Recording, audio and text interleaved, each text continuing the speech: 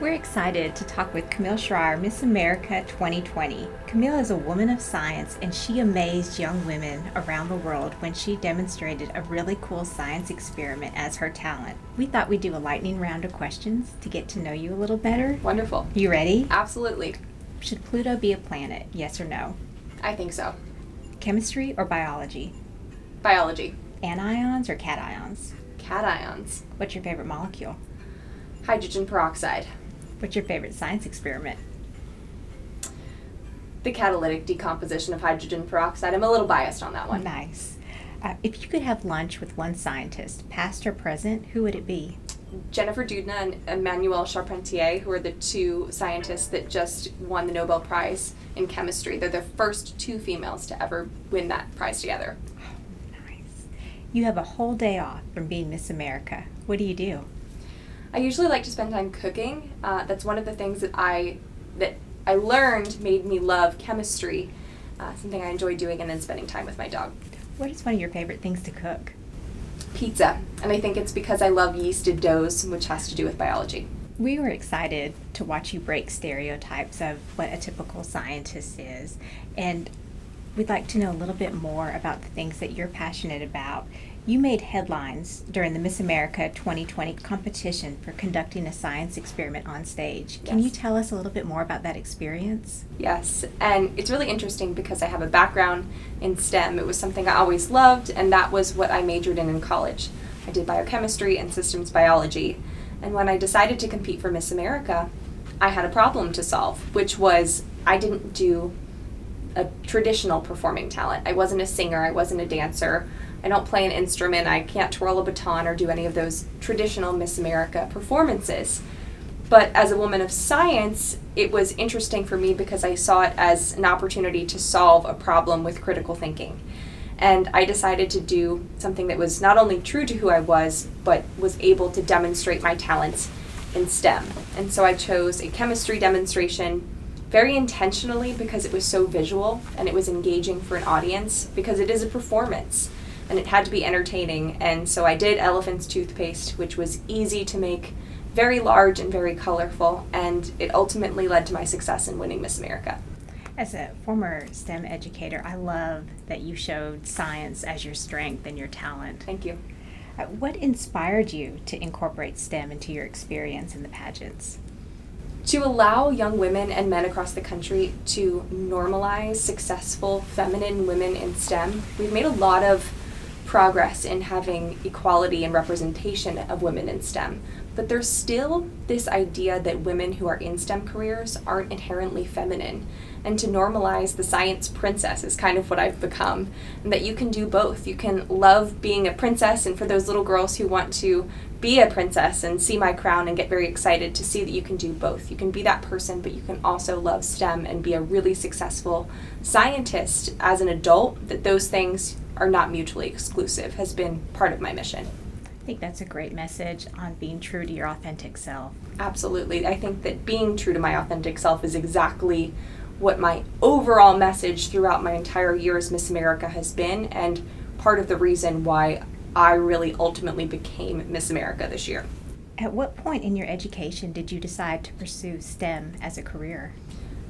I can't think of a time that I didn't have a STEM career as my ultimate career goal. It was always part of the plan for me, but it's interesting when I talk about STEM careers because I often had many different ideas of what I wanted to do in STEM, and that changed many times throughout my education. And that was okay. And it's very important to understand for students how many opportunities exist in STEM, even if you just think of science, technology, engineering, and math. Choosing potentially one of those fields, and then there's many subfields of those. There's so many opportunities, and figuring out what STEM career is right for you is sometimes a process of trying things and figuring out where you like something or maybe where your passions are. And then eventually I landed on biochemistry and systems biology, and now I'm a doctor of pharmacy student. Wow. How has integrating STEM and the Miss America platform furthered your goal of creating a more inclusive industry? It's given me the opportunity to really rewrite the script of what Miss America has looked like for very long, but then also show women in STEM careers how important communication and presentation is. And quite honestly, in all STEM fields, if you're not able to effectively communicate, you're not going to be quite as successful as another person who has the same type of education and has the communication skills. And I think that that's been a really important thing to talk about. But also being able to be Miss America and now be able to be the scientist Miss America of 2020 has been an opportunity that has also furthered my own STEM career, because it's given me the opportunity to advocate and understand the issues within the science communities and different pieces of STEM that I wasn't privy to just being a student in the classroom. Why is it important for everyone, especially students, to learn science? More than anything, you learn problem solving and critical thinking in a way that you don't learn in a lot of other subjects in school. And so even if you don't want to pursue a career in STEM, understanding science, technology, engineering, and math and how to solve problems with those is a skill that's applicable in whatever career path a student wants to take. What would you tell a student who is considering pursuing a STEM degree or career? I would tell them that it's not going to be easy, but it will be worth it. Because I remember struggling in some of my classes and thinking that I would never be successful in a STEM career because I didn't have an A in every single class, or I did poorly on one particular test. And there were classes in college that I even had to repeat because I struggled in them.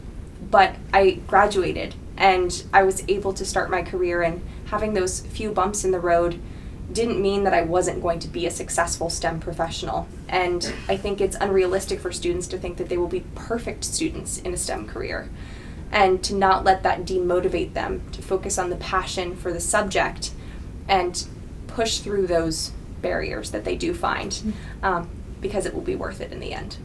I like your that you persevered even when you didn't get the grade that you wanted. Absolutely. And continued to try.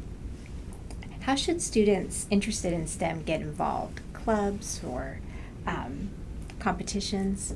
Any way that you can become more involved with STEM is a great way to start. I know that for me, I went to science camps when I was in school, and I participated in any STEM-related extracurricular activities that I could.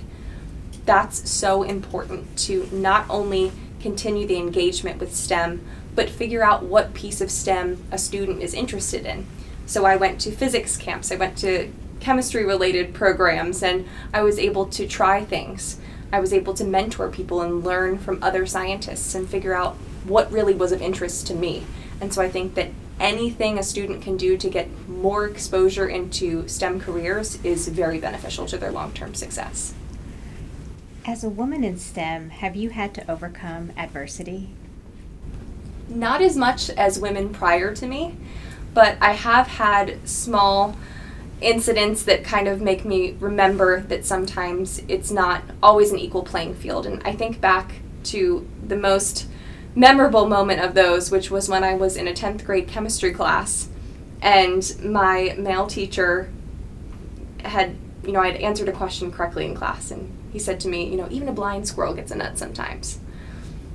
Because I was always very open in participating in class. And I think that that's something I encourage students to do, because failure is part of learning. And even if you do get a question wrong, it's important to try and think that through and then figure out maybe why the correct answer is what it is. So I was always open to participating. But I remember that day, and I remember thinking in that moment, would he have said that to a male counterpart in my class? And I was one of only maybe 3 female students in that honors chemistry class. And I remember that. And I'm glad that that moment didn't ever dissuade me from continuing in chemistry and biology. But that's a very small piece compared to women that have come before me and really struggled inequality in their careers. And I've heard stories from women who are maybe in their 50s or 60s and went through formal education and research programs and struggled. And I'm really grateful to have had a wonderful experience as a woman in STEM, with the exception of that one time. Yes, and your message is so important, not just for women, but for men also, for them to realize how essential it is for them to encourage girls to pursue STEM. Absolutely. Who is your role model?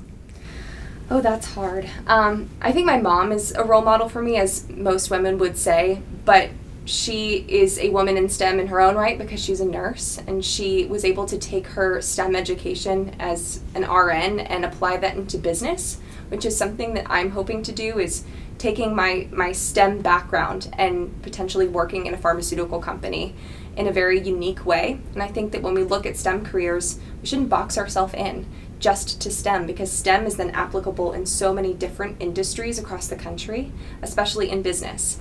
And so seeing my mom take a very traditional career and then applying it in a new place that was very successful is something that I definitely admire, and takes creativity and perseverance. Thank you. We Awesome. are so excited and inspired by your message, and especially how you break stereotypes for what a typical scientist is. Thank you. I appreciate it, and thank you for everything that you are doing to help advance STEM education in K through 12 classrooms across the country. I really appreciate that.